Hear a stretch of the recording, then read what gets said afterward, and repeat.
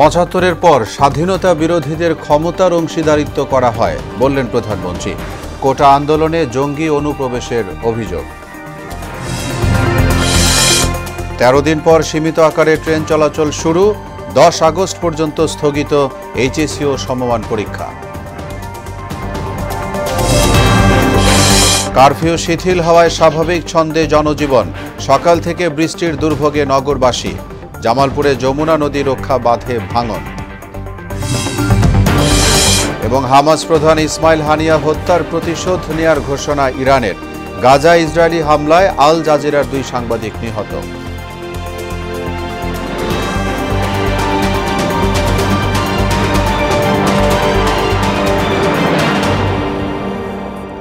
আসসালামু আলাইকুম। আমন্ত্রণ মোহনা সংবাদে এতক্ষণ শুনছিলেন শিরোনাম। আপনাদের সঙ্গে আছি মোহাম্মদ ওয়ালিউল্লাহ। এবার বিস্তারিত। শুরুতেই শোকের মাস আগস্ট প্রসঙ্গ।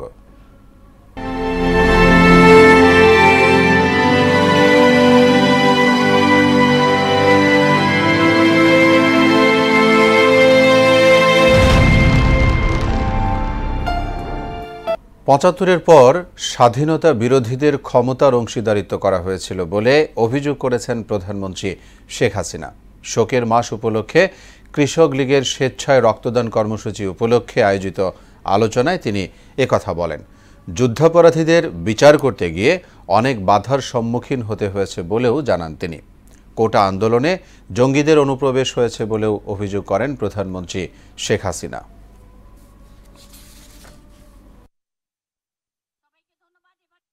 তাদের এক দফা দাবি ছিল কোটা সংস্কার। সেই যে দাবি করেছে সেই দাবি সংস্কার করে দেওয়া হলো, কিন্তু সেই সংস্কার করে দেওয়ার পরেও তাদের আন্দোলন থামে না, দাবি থামে না। পুলিশের উপরে আক্রমণ, কত গাড়ি পুড়িয়ে দেওয়া হয়েছে। র্যাবের গাড়ি চালাচ্ছে তাকে যেভাবে মারা, এমনকি আমার মোটর কেডের যে পাইলট থাকে যাত্রাবাড়ির দিকে ডিউটিতে আসবে, তাকে ধরে সেখানে মেরে লাশ ফেলে দেওয়া হয়েছে। বাড়ি বাড়ি ঢুকে ঢুকে কোথায় পুলিশ আছে, পুলিশকে মারতে হবে, আর আওয়ামী লীগ কোথায় থাকে তাকে মারো। মসজিদে ঢুকে মসজিদের মাইক ব্যবহার করে মিথ্যা অপবাদ দিয়ে মানুষ ডেকে নিয়ে এসে তারপরে এই নারকীয় কাণ্ড চালানো হয়েছে। শুরু হলো শোকের মাস আগস্ট। ১৯৭৫ সালের এ মাসেই বাঙালি হারায় তার 1000 বছরের শ্রেষ্ঠ সন্তান জাতির জনক বঙ্গবন্ধু শেখ মুজিবুর রহমানকে। আগস্টের এক কালরাতে ঘাতকরা শুধু বঙ্গবন্ধুকেই হত্যা করেনি, তাদের হাতে একে একে প্রাণ দিয়েছেন বঙ্গমাতা বেগম ফজিলাতুন্নেসা মুজিব, বঙ্গবন্ধুর সন্তান শেখ কামাল, শেখ জামাল, শিশু শেখ রাসেল সহ পরিবারের 16 সদস্য ও স্বজন। ২০০৪ সালে এই আগস্টই আবার ফিরে আসে কলঙ্কিত গ্রেনেড হামলা নিয়ে। বাকিটা জানাচ্ছেন উবায়দুল হক মারুফ। বাংলার 1000 বছরের সেরা মানুষ শেখ মুজিব। শোকাবহ আগস্টের শুরু আজ। বাঙালির অসীম বেদনার মাস। এ মাসের 15 তারিখে ইতিহাসের এক ভিন্নতম হত্যাকাণ্ড থেকে শুধু জাতির জনক নন, বঙ্গমাতার সাথে রেহাই মেলেনি বঙ্গবন্ধুর সহোদর শেখ নাসের, পুত্রবধূ সুলতানা কামাল ও রোজি জামাল, ভগ্নিপতি আব্দুর রব শ্রেণিয়াবাদ, ভাগ্নে যুবনেতা ও সাংবাদিক শেখ ফজলুল হক মনি, তার সহধর্মিনী আরজুমনি ও কর্নেল জামিল সহ পরিবারের 16 জন সদস্য ও আত্মীয়ের। পরবর্তীতে আবার এই আগস্ট বাঙালির কাছে ফিরে আসে করুণ কলঙ্ক নিয়ে। ২০০৪ সালের ২১ আগস্ট জাতির পিতার কন্যা বর্তমান প্রধানমন্ত্রী ও আওয়ামী লীগ সভাপতি শেখ হাসিনাকে গ্রেনেড ছুড়ে হত্যার চেষ্টা করা হয়েছিল। ভাগ্যক্রমে সেদিন তিনি বেঁচে গেলেও এই ঘটনায় সাবেক রাষ্ট্রপতি জিল্লুর রহমানের সহধর্মিনী, আওয়ামী লীগের সেই সময়ের মহিলা বিষয়ক সম্পাদিকা আইভি রহমান সহ 24 জন নিহত এবং 5 শতাধিক নেতাকর্মী আহত হন। প্রতি বছর এ মাসটিকে শোকের মাস হিসেবেই পালন করে বঙ্গবন্ধুর নেতৃত্বে গড়া সংগঠন আওয়ামী লীগ। আর 15 আগস্ট পালিত হয় জাতীয় শোক দিবস হিসেবে। সর্বকালের শ্রেষ্ঠ বাঙালি বঙ্গবন্ধু শেখ মুজিবুর রহমান। 31 জুলাই সন্ধ্যায় জাতীয় জাদুঘরের সামনে মোমবাতি প্রজ্বলন করে শোকের মাসের কর্মসূচির সূত্রপাত করে ছাত্রলীগ। বৃহস্পতিবার সকাল 11টায় রাজধানীর কৃষিবিদ ইনস্টিটিউটে কৃষক লীগের রক্তদান কর্মসূচি পালিত হয়। এছাড়াও মাসব্যাপী নানা কর্মসূচি পালন করবে আওয়ামী লীগ সহ দলের সহযোগী সংগঠনগুলো, পালন করবে বাঙালি জাতি, বাংলাদেশ। ওবায়দুল হক মারুফ, মোহনা সংবাদ, ঢাকা। এবার অন্যান্য প্রসঙ্গ। 13 দিন পর চালু হয়েছে স্বল্প দূরত্বে ট্রেন চলাচল। সকালে বিভিন্ন গন্তব্যে ঢাকার রেলওয়ে স্টেশন ছেড়ে যায় লোকালো কমিউটার ট্রেন। জয়দেবপুর, নারায়ণগঞ্জ, ব্রাহ্মণবাড়িয়া, জামালপুরের উদ্দেশ্যে ছেড়ে যায় বিভিন্ন ট্রেন। পাশাপাশি ঢাকা চট্টগ্রাম রুটে চলছে মালবাহী ট্রেন। সরকারি চাকুরিতে কোটা সংস্কারের দাবিতে শিক্ষার্থী আন্দোলনে সহিংসতার কারণে ট্রেন চলাচল বন্ধ রাখা হয়। গাজীপুরের জয়দেবপুর রেল স্টেশন থেকে ট্রেন চলাচলের খবর জানাবেন সহকর্মী আতিকুর রহমান আমিন, তিনি রয়েছেন সেখানে। আমিন, জানতে চাই, ট্রেন 13 দিন পর ট্রেন চলাচল শুরু হয়েছে, আপনি এই মুহূর্তে সেখানে আছেন, কি দেখছেন সার্বিক পরিস্থিতি?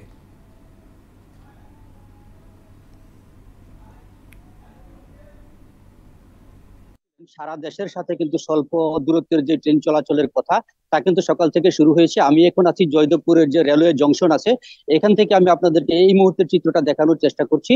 এই মুহূর্তে কিন্তু সর্বশেষ যে ট্রেনটি চাপার থেকে চলে এসে জয়দেবপুর স্টেশন একটাই অতিক্রম করার কথা, ঠিক একটার আগেই কিন্তু ট্রেনটি জয়দেবপুর থেকে ঢাকার উদ্দেশ্যে ছেড়ে যায়। আর এই মুহূর্তেও কিন্তু আমরা দেখতে পাচ্ছি যে স্টেশনে কিন্তু অনেক যাত্রীরা কিন্তু ভিড় করছেন। তবে ঢাকা থেকে যে দেওয়ানগঞ্জ, জামালপুরের উদ্দেশ্যে দুটি ট্রেন ছেড়ে গেছে, এবং পাবনার যে ঈশ্বরদী আছে, ঈশ্বরদী থেকে দুটি ট্রেন, এবং জয়দেবপুর থেকে যে তুরাগ কমিউটার এক্সপ্রেস, এটি কিন্তু ঢাকার উদ্দেশ্যে চলে গেছে। এটি শুধু ঢাকা থেকে জয়দেবপুর এবং জয়দেবপুর থেকে ঢাকা চলাচল করার কথা। আমি যদি আপনাদেরকে জানিয়ে রাখি যে গাজীপুর হয়ে কিন্তু 4টি ট্রেন যে চলাচল করার কথা ছিল। আমি কথা বলেছিলাম যে জয়দেবপুর রেলওয়ে জংশনের স্টেশন মাস্টার হানিফ আলীর সাথে, তিনি আমাদেরকে যেমনটা জানিয়েছিলেন যে সকাল থেকে শিডিউল মতো একই প্রতিটা ট্রেন চলাচল করেছে। তবে যাত্রী কিছুটা কম থাকায় কিন্তু আসলে ট্রেনের যারা চালক আছেন তারা কিন্তু তেমন প্রাণ ফিরে পাচ্ছেন না। তবে স্টেশন মাস্টার বা যাত্রীদের সাথে আমরা যেটা কথা বলে জানতে পেরেছি যে আজ যেহেতু দীর্ঘ বন্ধ থাকার পরে কিন্তু আজকে চলাচলটা শুরু হয়েছে, তবে 2-1 দিন গেলে এই ট্রেনের প্রাণ চাঞ্চল্য ফিরে আসবে বলে এমনটা জানিয়েছেন এই রেল রুটে ভ্রমণকারী যাত্রীরা। অলি, এ ছিল গাজীপুর রেলওয়ে জংশন থেকে আমার কাছে সবশেষ তথ্য। আমিন, ধন্যবাদ জানাচ্ছি আমাদের সঙ্গে যোগ দেওয়ার জন্য। কোটা সংস্কার আন্দোলন ঘিরে উদ্ভূত পরিস্থিতিতে এইচএসসি ও সমমান পরীক্ষা 10 আগস্ট পর্যন্ত স্থগিত করা হয়েছে। নতুন সময়সূচি পরবর্তীতে জানিয়ে দেবে ঢাকা শিক্ষা বোর্ড। এর আগে কয়েক দফায় এইচএসসি ও সমমানের পরীক্ষা স্থগিত করা হয়েছিল। এখন নতুন সিদ্ধান্ত হলো 11 আগস্ট থেকে নতুন সময়সূচিতে এইচএসসি ও সমমানের পরীক্ষা নেওয়া হবে।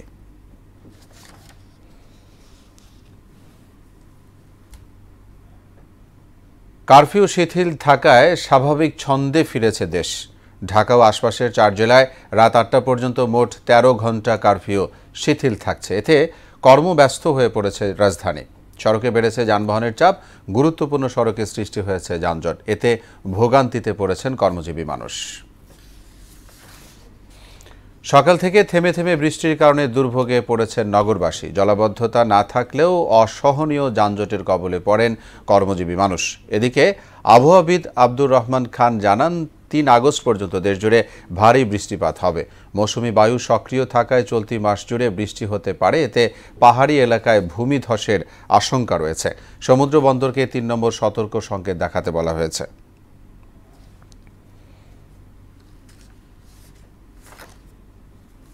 বর্তমানে 2 থেকে 3 দিন যাবৎ উপকূলীয় অঞ্চল সহ দেশের উপরে মৌসুমী বায়ু সক্রিয়তা বেড়েছে। মৌসুমী বায়ু অ্যাক্টিভ হয়েছে, বিদায় বৃষ্টিপাতের পরিমাণ বেড়েছে। এই মুহূর্তে সাগরে কিন্তু কোনো লঘুচাপ বা নিম্নচাপ এগুলো কোনো কিছু নেই। বজ্র মেঘমালার জন্য উত্তর বঙ্গোপসাগর খারাপ হয়ে যাচ্ছে। চট্টগ্রাম, কক্সবাজার, পায়রা এবং মংলা, তাদেরকে আমরা 3 নম্বর স্থানীয় সতর্কতা সংকেত জারি করেছি। কনিষ্ঠ বিচারপতি ছুটিতে থাকায় আজ বসছে না ডিভিশন বেঞ্চ। ফলে আন্দোলনে গুলি চালানো বন্ধ ও 6 সমন্বয়কের মুক্তির নির্দেশনা চেয়ে রিটের শুনানি আজও হচ্ছে না।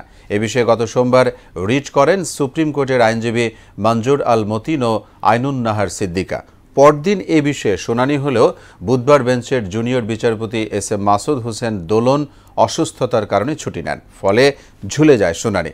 এদিকে রিমেম্বারিং দ্য হিরোজ শিরোনামে আজ সারা দেশে কর্মসূচি পালন করবে বৈষম্য বিরোধী ছাত্র আন্দোলন।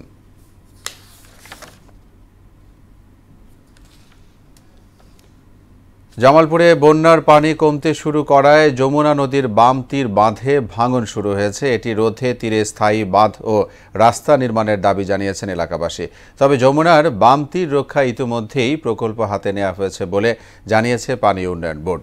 জামালপুর থেকে উসমান হারুনির তথ্যে আরও জানাচ্ছেন আফরিন পপি। বন্যার পানি কমতে শুরু করায় জেলার ইসলামপুরের চিনাডুলি এলাকায় যমুনা নদীর বাম তীরের বাঁধে 1 কিলোমিটার জুড়ে তীব্র ভাঙন শুরু হয়েছে। কাবিটা প্রকল্পের কাঁচা মাটি দিয়ে নির্মিত বাঁধটি ভেঙে ইতোমধ্যে নদী গর্ভে বিলীন হয়েছে বসতভিটা, ফসলি জমি সহ বেশ কিছু স্থাপনা। হুমকিতে রয়েছে আরও কয়েকশো একর ফসলি জমি সহ স্কুল, কলেজ, মসজিদ, মাদ্রাসা ও বসতভিটা। অপরিকল্পিতভাবে নদী তীর সংরক্ষণ প্রকল্পের নিচ থেকে ড্রেজার ও ভেকু মেশিনে বালু মাটি তুলে নিম্নমানের বাঁধটি নির্মাণ করায় এ ভাঙন দেখা দিয়েছে বলে জানান স্থানীয়রা। বন্যার পানি নেমে যাওয়ার সাথে সাথে আমাদের এই বাঁধটা ভেঙে গেছে, যেটা ছিল অস্থায়ী একটা বাঁধ। আমাদের মতো মানুষদেরকে বাঁচাইতে হইলে এখানে শক্ত একটা বাঁধের দরকার। বাঁধের যে অপোজিটে পশ্চিম পাশে বস্তা দেয়, এই বস্তাগুলোর নিচে 6-7 হাত পর্যন্ত কোনো বস্তা দেয় নাই। পানি কমার সঙ্গে সঙ্গে যে বাঁধটা ভেঙে যাচ্ছে এবং এটার একটা স্থায়ী বাঁধ দিতে হবে স্থায়ীভাবে, যাতে এখানকার যে অনেক ক্ষতিগ্রস্ত লোক যাতে পরবর্তীতে আর কোনো ক্ষতিগ্রস্ত না হয়। যমুনা বাম তীরে স্থায়ীভাবে একটি উঁচু বাঁধ নির্মাণ করা হলে এলাকার হাজার হাজার একর ফসলি জমি রক্ষা পাবে বলে মনে করেন এই জনপ্রতিনিধি। 3 নং ইউনিয়নের গোড়াইল থেকে উলিয়া বাজার পর্যন্ত 8 কিলো আমার 8 কিলো বাঁধ করতে পারলে আমার হাজার হাজার একর জমি ফসল দিয়ে 3টা ফসল আবাদ করা যাবো। সবচেয়ে খালি একটা ইউনিয়ন না, এর সাথে 8টা ইউনিয়ন জড়িত আছে। যমুনা নদীর বাম তীর রক্ষায় এরই মধ্যে একটি প্রকল্প হাতে নেওয়া হয়েছে বলে জানালেন পানি উন্নয়ন বোর্ডের এই কর্মকর্তা। সমন্বিত পানি ব্যবস্থাপনা ফেজ 1 শীর্ষক একটা সমীক্ষা প্রকল্প চলমান আছে। বন্যা নিয়ন্ত্রণ বাঁধ সহ অন্য অবকাঠামো, নদী তীর সংরক্ষণ কাজ, বিভিন্ন স্টাডি চলতেছে। এখন এই স্টাডির আলোকে যদি কোনো সুপারিশ আসে, সেই সুপারিশ মোতাবেক নতুন প্রকল্প আমরা গ্রহণ করে তাহলে সেই ক্ষেত্রে আমরা প্রকল্পটি বাস্তবায়নের মাধ্যমে যে অঙ্গগুলো আসে সেগুলো বাস্তবায়ন। যমুনার ভাঙন রোধে সরকার দ্রুত স্থায়ী ব্যবস্থা নেবে, এমনটাই প্রত্যাশা এলাকাবাসীর।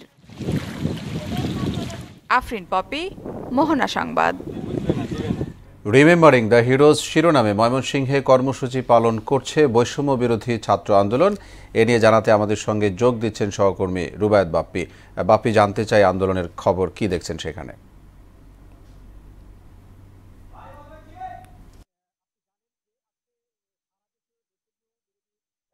ছাত্র আন্দোলনের শিক্ষার্থীরা কিন্তু রিমেম্বার আওয়ার দ্য হিরোজ যে কর্মসূচি, সেই কর্মসূচি পালন করছে। তারই অংশ হিসেবে কিন্তু ময়মনসিংহের শিক্ষার্থীরা নগরীর টাউন হল মোড়ে সকাল 11টা থেকে জড়ো হয়ে বিক্ষোভ করছেন এবং তাদের কর্মসূচি পালন করছেন। আমি যদি আপনাকে একটু দেখাতে চাই যে দর্শকদের একটু দেখাতে চাই যে এই যে নগরীর টাউন হল মোড়ে কিন্তু শত শত শিক্ষার্থীরা কিন্তু ইতিমধ্যে জড়ো হয়েছেন বিভিন্ন শিক্ষা প্রতিষ্ঠানের, এবং তারা কিন্তু বিভিন্ন স্লোগান দিচ্ছেন এবং তাদের দাবি আদায় না হওয়া পর্যন্ত তারা এই কর্মসূচি চালিয়ে যাবেন, এমনটাই বলছিলেন।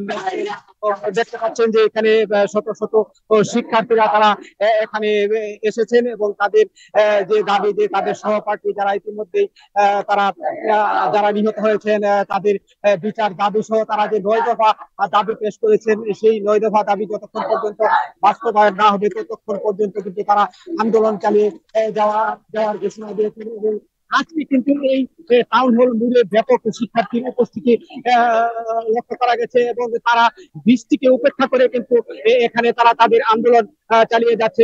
দেখতে পাচ্ছেন যে এখানে এই যে টাউন হল বোর্ড, সেই টাউন হল বোর্ড কিন্তু পুরোটাই অবরুদ্ধ হয়ে গেছে শিক্ষার্থীদের অবরোধের কারণে। এবং এখানে দেখতে পাচ্ছেন যে রাস্তার মাঝখানে বিভিন্ন শিক্ষার্থীরা তারা কিন্তু দাঁড়িয়ে আছেন এবং তারা তাদের বিভিন্ন প্লে কার্ড এবং তাদের সম্বলিত বিভিন্ন প্লে কার্ড নিয়ে কিন্তু তারা এখানে বিক্ষোভ করছেন। এবং তারা যেটি বলছেন যে যতক্ষণ পর্যন্ত তাদের এই আজকের যে 9 দফা দাবি, যে এই 9 দফা দাবি যতক্ষণ পর্যন্ত তাদের বাস্তবায়ন না হবে ততক্ষণ পর্যন্ত কিন্তু তারা তাদের আন্দোলন চালিয়ে যাবেন। আমরা বিভিন্ন শিক্ষার্থীদের সাথে কথা বলেছি, তারা যেটি বলেছেন যে তারা ঘর থেকে বের হয়েছেন, তাদের সহপাঠীদের যে নিহত হয়েছে সেই নিহতের বিচার চাওয়ার জন্য তারা ঘর থেকে বের হয়েছেন। তাদের যে 9 দফা দাবি, সেই দাবি আদায়ের জন্য, এবং তারা সাধারণ জনগণকে তারা আহ্বান জানাচ্ছেন তাদের দাবির সাথে একাত্মতা ঘোষণা করে তাদের আন্দোলনে অংশগ্রহণ করার জন্য। এখানে আমরা দেখেছি যে শিক্ষার্থীরা তারা বিভিন্ন স্লোগান দিচ্ছেন এবং বক্তব্য রাখছেন এবং তারা বিভিন্ন কবিতা আবৃত্তি করছেন, এবং এই যে আজকের যে উপস্থিতি, সেই উপস্থিতি কিন্তু ময়মনসিংহে ব্যাপক হারে হয়েছে। বিভিন্ন শিক্ষা প্রতিষ্ঠানের শিক্ষার্থীরা কিন্তু এখানে বের হয়েছেন, এবং প্রচন্ড কিছুক্ষণ আগে কিন্তু এখানে বৃষ্টি ছিল, এবং এই বৃষ্টিকে উপেক্ষা করে কিন্তু তারা তাদের আন্দোলনের কার্যক্রম চালিয়ে যাচ্ছেন।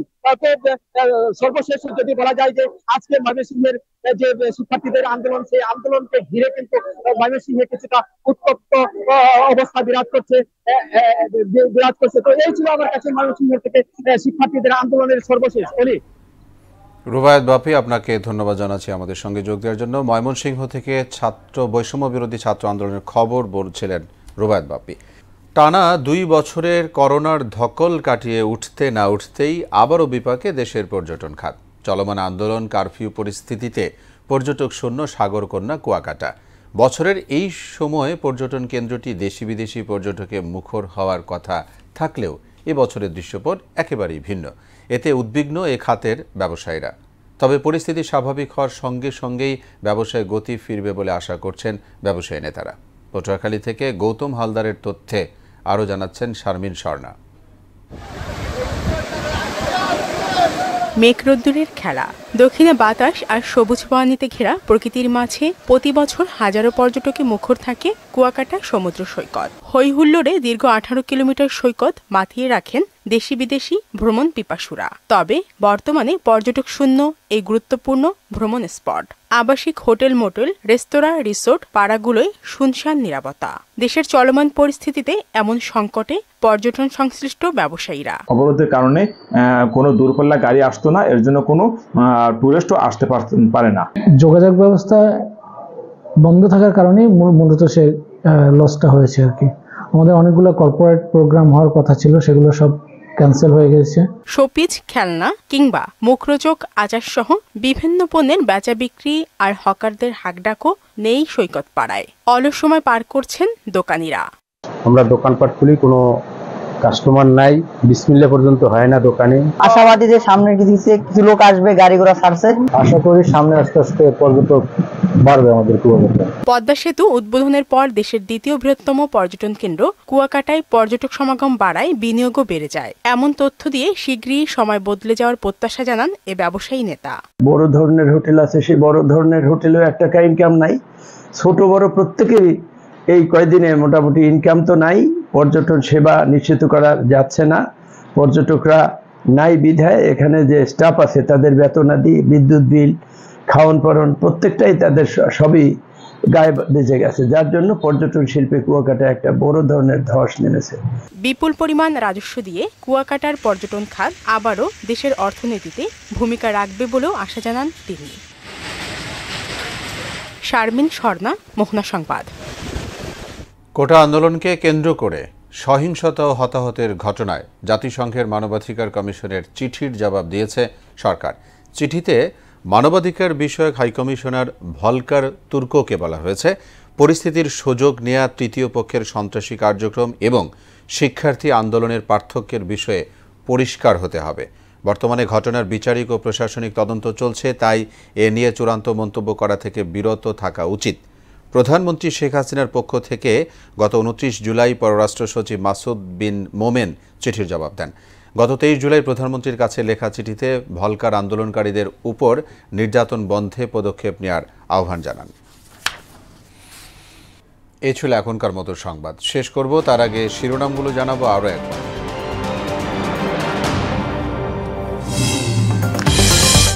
পঁচাত্তরের পর স্বাধীনতা বিরোধীদের ক্ষমতার অংশীদারিত্ব করা হয় বললেন প্রধানমন্ত্রী। কোটা আন্দোলনে জঙ্গি অনুপ্রবেশের অভিযোগ। 13 দিন পর সীমিত আকারে ট্রেন চলাচল শুরু, 10 আগস্ট পর্যন্ত স্থগিত এইচএসসি ও সমমান পরীক্ষা।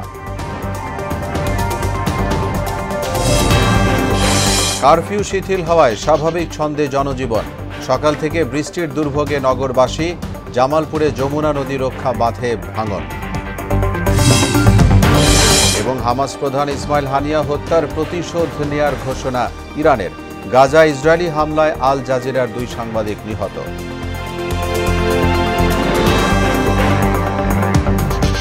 সবাইকে আবারও শুভেচ্ছা। পরবর্তী সংবাদ বিকেল 5:30টায়। এর আগে সংবাদ এক নজরে দেখবেন বিকেল 3টায়। মোহনার সবশেষ খবর জানতে ভিজিট করুন www.mohona.tv। সংবাদ দেখতে পারেন ফেসবুক ও ইউটিউবেও। এতক্ষণ সঙ্গে থাকায় ধন্যবাদ সবাইকে।